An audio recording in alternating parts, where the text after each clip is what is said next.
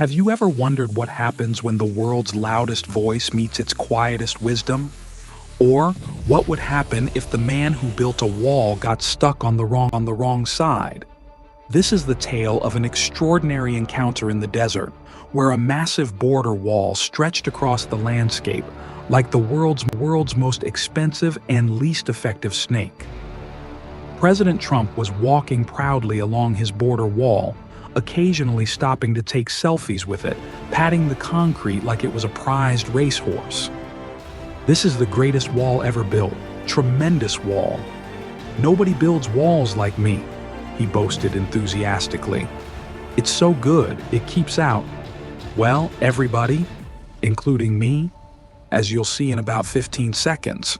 He strutted confidently, inspecting his creation while his security detail was visible in the distance, distracted by what appeared to be a food truck. Speaking into his phone, he continued, "I'm telling you, it's perfect. Absolutely perfect. Nobody's getting through this unless they have a ladder or a shovel or really good upper body strength."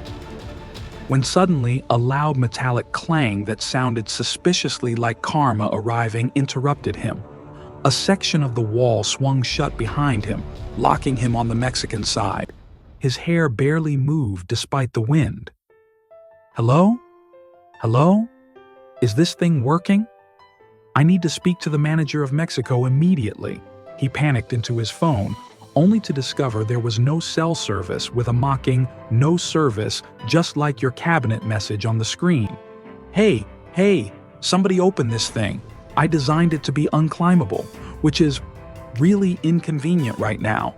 His attempts to climb the wall he built resulted in him sliding down comically, leaving a president-shaped dust outline on the wall. As he dusted himself off, he noticed a figure sitting cross-legged in meditation nearby, under a small canopy that looked suspiciously like it was purchased at a Burning Man yard sale. "Hey you, yes you, the human pretzel, I need help. Bigly," he called out, squinting in the desert sun.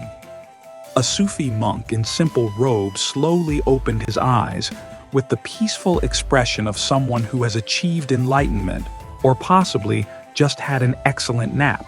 "Peace be upon you, traveler, and upon your interesting hair," the monk said calmly. "I'm not a traveler, I'm the president, and my name is Donald J. Trump. I built this wall, but now I'm stuck on the wrong side. The irony is not lost on me, but I'm choosing to ignore it," he replied indignantly. The monk offered a clay cup with a serene smile. "Water? It's locally sourced, very exclusive." This only increased the president's frustration. "I don't need water. I need to get back to the United States. I have a tea time at Mar-a-Lago in 6 hours." The monk patted the ground beside him and said serenely, "Please, sit. The journey back begins with stillness. Also, your pacing is making me dizzy." In the distance, Border Patrol vehicles mixed with what sounded suspiciously like an ice cream truck jingle. Growing nervous, the president proposed, "Listen, I'll make you a deal. The best deal. You help me get back over there, and I'll name a golf course after you. Second tier, obviously, but still very classy." The monk gently interrupted, "I will help you return. But first, you must listen. It's a skill you might find novel." The president glanced over his shoulder anxiously. "There's no time for—" But the monk cut him off with surprising firmness. "There is always time for wisdom, even in a 150-second viral video." Looking conflicted, his face cycling through emotions like someone rapidly changing TV channels, the president reluctantly agreed, "Fine, 5 minutes. Then you show me how to get back. My spray tan is starting to melt in this heat." The monk smiled knowingly. 5 minutes can change a lifetime, or at least a hairstyle.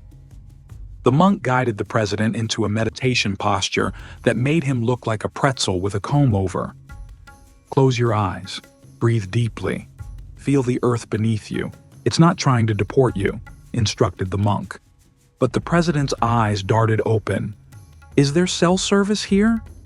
Maybe if I hold my phone up higher, like I'm the Statue of Liberty, but with Twitter instead of a torch?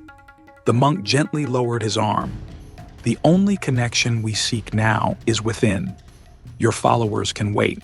Your inner peace cannot. Attempting to sit cross-legged and struggling like a giraffe trying yoga for the first time, the president complained, "This is very uncomfortable. I have the best posture. Everyone says so. My doctor said I have the spine of a 30-year-old golfer." With perfect delivery, the monk used the president's own catchphrase, "Make your breathing great again." Surprised, the president laughed despite himself. That's actually pretty good. You should merchandise that. I know people." As time passed between them, the monk spoke philosophically while the camera slowly circled them like a curious desert vulture. A man spent his life building walls to keep strangers out. When he died, he found himself on the other side of his own wall, a stranger to himself. Also, his wall had terrible Wi-Fi. For the first time, the president's face grew contemplative, as if someone had just explained quantum physics using only golf metaphors. "I've never thought about it that way. Usually I don't think about things in any way," he said quietly. The wall's shadow moved as the sun shifted, no longer falling between them, forming what looked suspiciously like a bridge. Those who cross borders often understand both sides better than those who never leave home. Like how you now understand the view from Mexico is surprisingly similar, the monk observed. Looking at the wall, the president asked thoughtfully, "But without borders, how do we know who we are? How do we know who to blame for things?" The monk smiled. "Perhaps who we are has nothing to do with where we stand, but how we treat those standing beside us. Revolutionary concept, I know." The sound of Border Patrol vehicles approaching from both directions grew louder, one clearly playing La Cucaracha on its horn. The president stood quickly, his knees cracking audibly. "They're coming. What do we do? I'm not dressed for a border crossing. I don't have my emergency gold bars." The monk rose calmly, as if being levitated by inner peace. "You have a choice. Hide with me in the shadows, or step into the light. The shadows have better snacks, but the light has better Instagram lighting." The president's face showed the weight of the decision, sweat forming a tiny map of Mexico on his forehead. "Anyone over there?" "We heard someone yelling about golf and spray tans," called a Border Patrol officer.